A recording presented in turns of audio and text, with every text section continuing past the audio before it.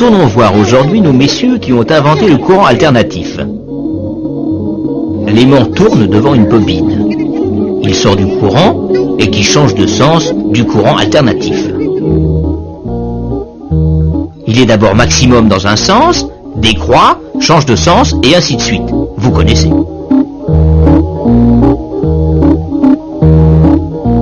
Mais tant qu'à faire, se disaient les messieurs, pourquoi ne mettre qu'une bobine seulement? Pourquoi pas deux? Pourquoi pas trois? De fait, avec une seule machine, cela faisait 3 courants. Tel est le principe du courant triphasé. 3 courants avec chacun 2 fils. Total, 6 fils. Cela faisait quand même pas mal de fils. Il devrait y avoir un moyen, dit quelqu'un. Et c'était vrai, il y en avait un. Prenons un fil de chaque circuit. Dans chacun d'eux circule un courant alternatif. On est bien d'accord.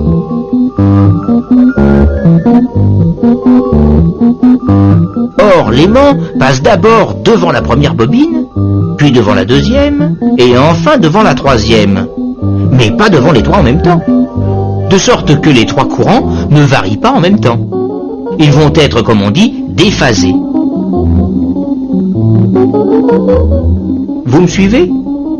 Oui, nous le suivons. Quand le courant 1, par exemple, sera nul, le courant 2 sera à moitié maximum dans un sens, le courant 3 à moitié maximum dans l'autre sens. Or, il est bien connu que 2 courants égaux de sens contraire s'annulent. Donc total 0. Un peu plus tard, quand le courant 1 sera maximum dans un sens, le 2 sera à moitié maximum dans l'autre sens, et le 3 aussi. Total, encore 0. Oui, à tout moment, la somme des 3 courants est nulle. On aurait pu le prévoir avec nos flèches tournantes.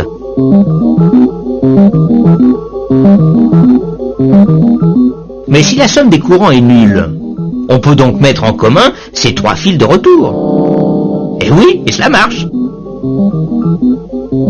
Le fil où le courant est nul, on l'appelle le neutre. Les 3 autres fils, on les appelle les fils de phase. Supposons que le monsieur qui est sur la phase 1 éteigne sa lampe. Plus de courant sur la phase 1. La somme des 2 autres courants n'est plus toujours nulle. Les 3 phases ne sont plus équilibrées et il passe du courant dans le neutre. Dans ce cas-là, on ne peut pas le supprimer. Mais 4 fils au lieu de 6, cela fait quand même une bonne économie. Tel est le principe du courant triphasé. 3 fils de phase, un fil de neutre, plus quelquefois un 5e. Mais celui-là sert à allumer les réverbères. Vous êtes branché, par exemple, entre la phase 1 et le neutre. Votre voisin d'à côté entre la phase 2 et le neutre. Son autre voisin entre la phase 3 et le neutre, etc. Et chacun aura la même tension, disons 220 volts. Si on se branche entre 2 fils de phase, là, on a 380 volts. C'est la tension force pour les plus grosses installations. D'un côté du transformateur qui alimente le village, les 3 phases ne sont pas équilibrées. Mais lui se débrouille pour les équilibrer, grâce à une astuce électrique qu'il serait un peu long de vous expliquer. À partir de là, plus besoin de neutre. Ne reste que 3 fils. C'est ainsi que voyage le courant triphasé de transformateur en transformateur jusqu'à l'usine électrique.